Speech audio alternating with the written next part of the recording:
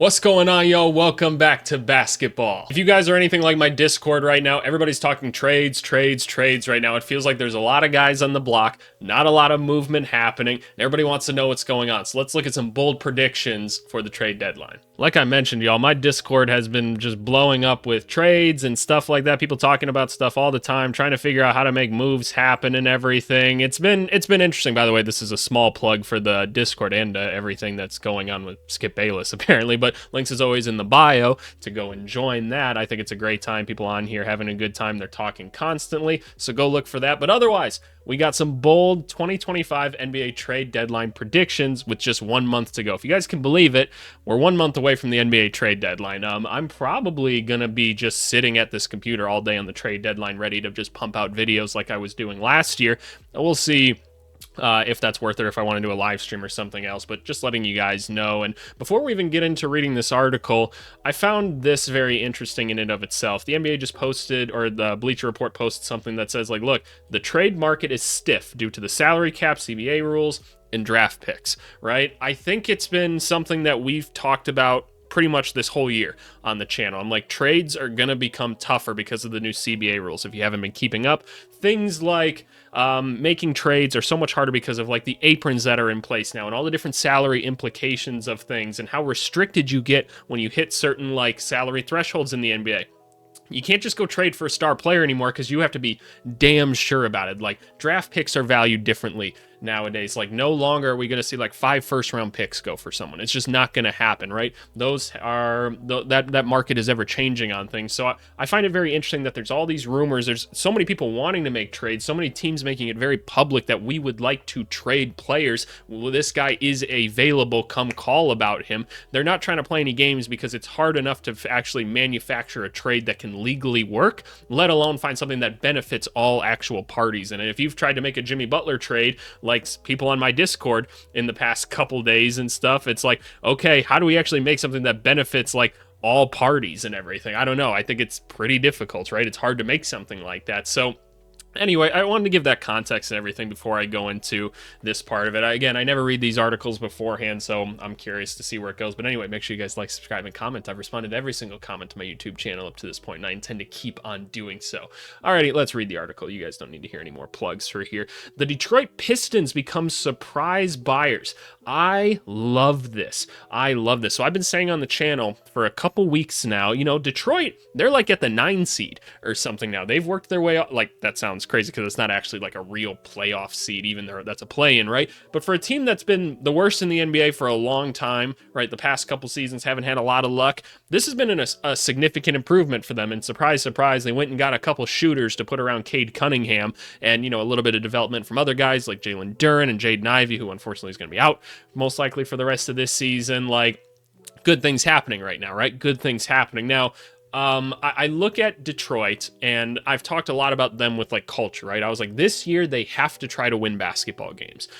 It seems silly, but you need to win games to win games. If your team shows up to lose every single night, you are hurting your players. Like, I understand the tanking aspect of everything, stuff like that. It's part of it sometimes, right? You have to go through the rebuild and everything, and there's tough days behind that. But when you don't help those players like start to see progress and stuff, people quit on you. They just do. That's what happens. You need to trust me as a person that's been in this industry, been on building teams and stuff like that. That's how it works. You need to win some games to win some games. And now Detroit starting to do that with their young core, right? And so what I've suggested is like, look, Ivy just went down and everything. That's unfortunate. Detroit's going to be involved in trades regardless this trade deadline because teams need to bring in a third team to make things financially work. Detroit's got all the cap space. It's like them, Brooklyn, and Charlotte, right? Those are the teams that have cap space. I guess probably like Utah possibly as well, right? But people are going to have to go through Detroit to make things financially work. So if I'm Detroit, I'm saying like, hey, there's got to be like a player that just happens to make a little bit too much money for most teams that they're willing to move, that's actually a pretty good player and can contribute to us. I'm trying to snag a win now player or two in some of these trades to try to reward my team that's been playing so well this season, to be like, hey, look, I'm investing in you, right? You guys have you guys have been doing awesome this year. We're moving in the right direction. Guess what? Here's a little, I don't know, don't actually do this, but like here's Marcus Smart, well-known NBA player. He's on the team now, right? We want to invest in you guys. We're trying to win basketball games. Marcus Smart's not actually going to help. Let's say like CJ McCollum, something like that. That's a name that gets thrown around a little bit, right? Like CJ McCollum can help you win some basketball games. He's going to be a great veteran presence, stuff like that. Do most people want to pay him like $30-something million?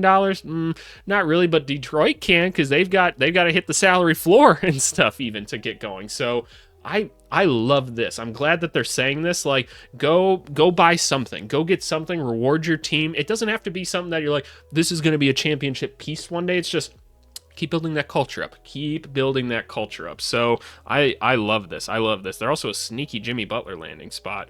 I don't know about that. Next one, Miami Heat give in to Jimmy Butler's trade requests. Is that bold? I don't know if that's that bold. This is the same team that has told Dwayne Wade and LeBron James and like Alonzo Mourning and stuff to get lost. So, not sure how bold it is, but I'm willing to bet something happens. I mean, the Jimmy Butler trade stuff has been interesting to say the least, right? Because it's hard to trade the money. We already talked about it, right? It's really, really complicated to trade someone like Jimmy Butler nowadays. And whatever team is taking him on is basically saying, okay, this is our core going forward, right? We have to assume that adding Jimmy Butler is the final piece outside of signing some minimum contract, like vet dudes that can try to help us contend, right? So that's the complicated thing behind it.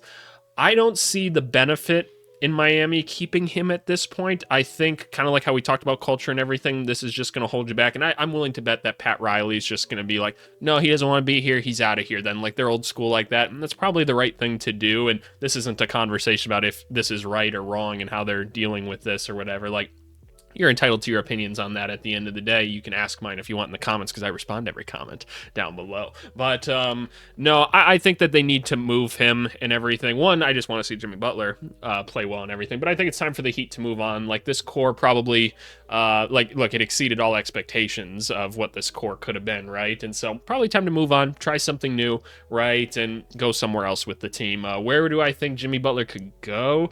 Shit, man, I have no clue. If I was a betting man, which I am not, but if I was, unless you account like E-Trades and stuff like that, I guess. But if I was to bet, I'm guessing Memphis. I think Memphis has swung and missed too many times recently, so their front office is probably feeling a little bit pressured to get something done. The team's really successful right now. His position and play style is exactly what they're missing right now, and they have the assets to go and make it happen, right? They've got a couple extra draft picks. They've got some very tradable contracts. They've done a great job of just establishing depth, right? The Grizzlies have like 13 legitimately good NBA players on their team. It's insane the amount of talent that they've accumulated there. So to me, you can make something work with that. Maybe it's like a 3-team trade still, and that's where I say, like, that's where my mind went originally with, like, does Detroit scoop up a Marcus Smart or something like that along the way? I don't think so. Maybe it's more like a Luke Kennard or like a Brandon Clark or something like that. I don't know. Someone along those lines that Miami doesn't want to take on the long-term money for or something, but that's kind of what I'm thinking. So yeah, no, I tend to agree. Jimmy's probably getting moved. What do you do with Bam and Tyler after that? Fuck if I know. Miami they're one of those teams, you guys hear me say this all the time on the channel, where they don't like tank. That's not what they do. They can try to win at all times. They might just keep Bam and Tyler and be like, okay, let's just see what we can do with these guys, right? So whether you think that's right or wrong, and I personally say if you're always trying to win, at least things are consistent in your organization. So fair enough, do what you got to do.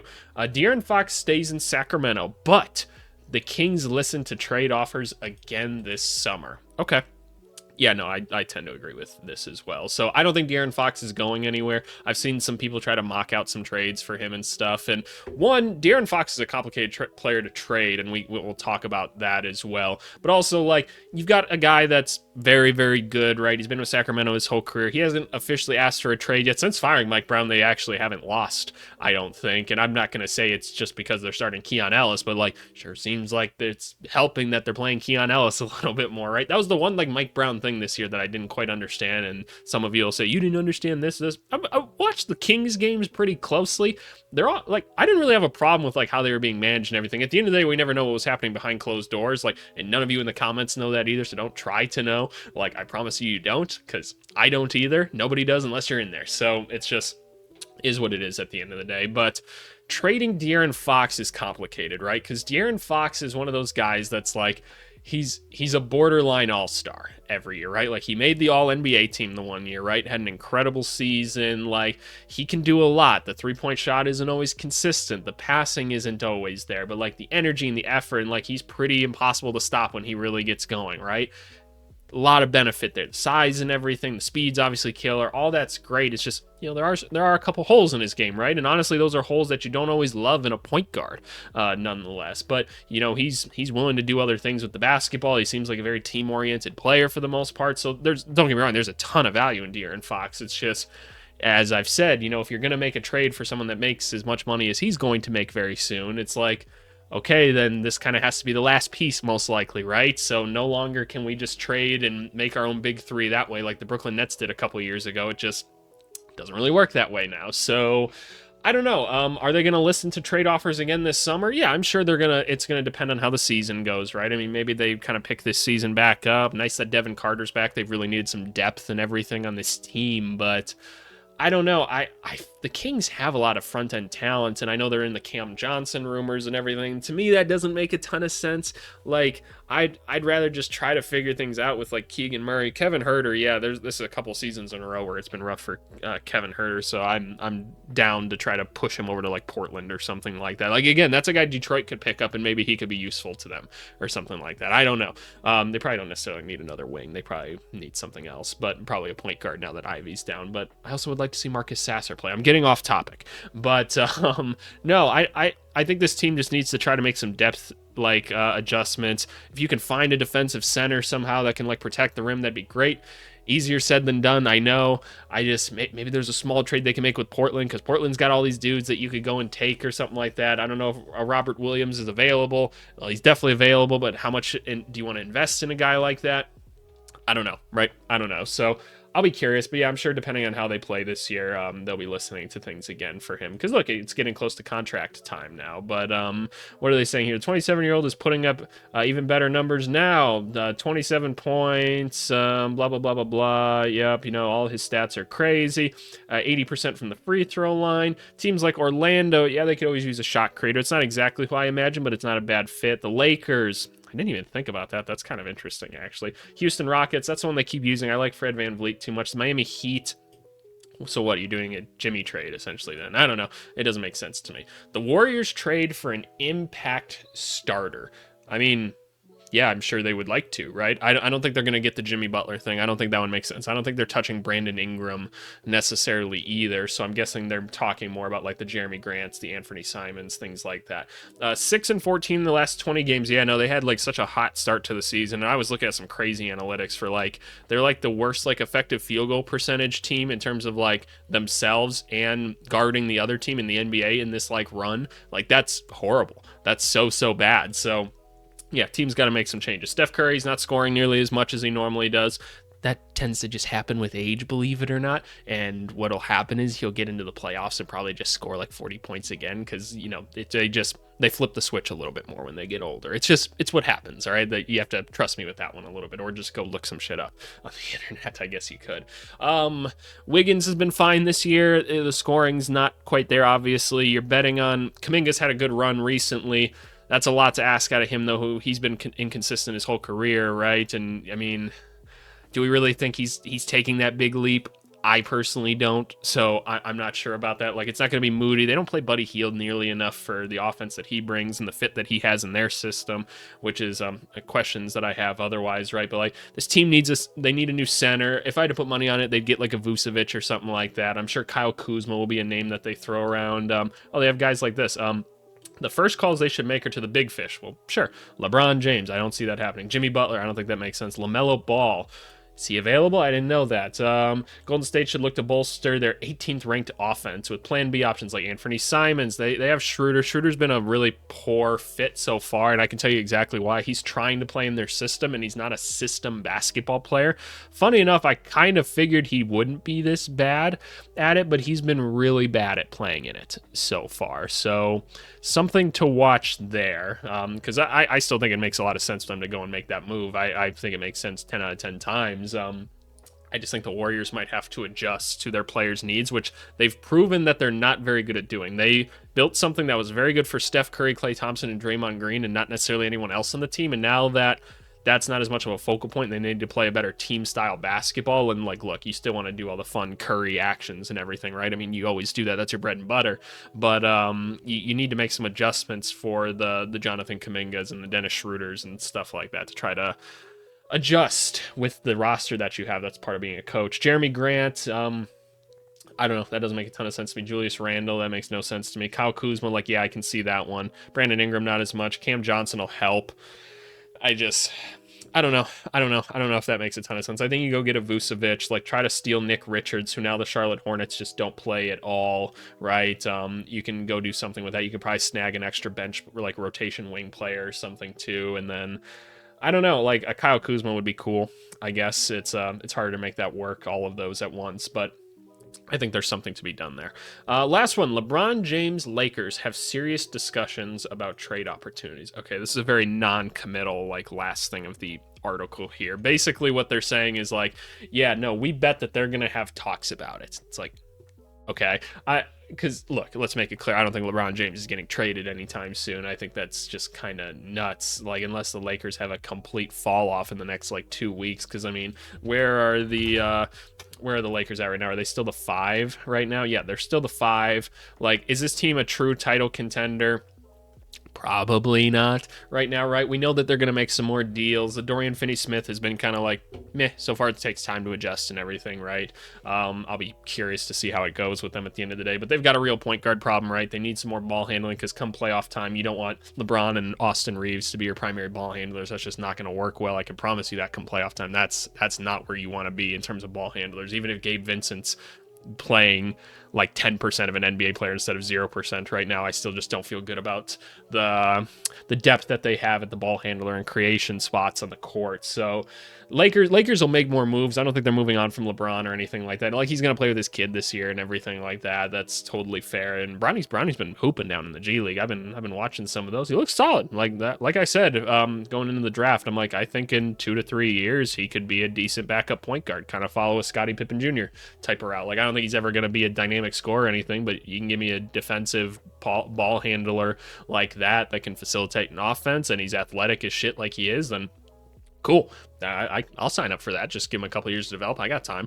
So that's my philosophy, but you guys don't want to hear me talk about Bronny or anything. So do I think they're going to trade LeBron to the Warriors? No, I don't see that whatsoever. I don't think that makes much sense at all.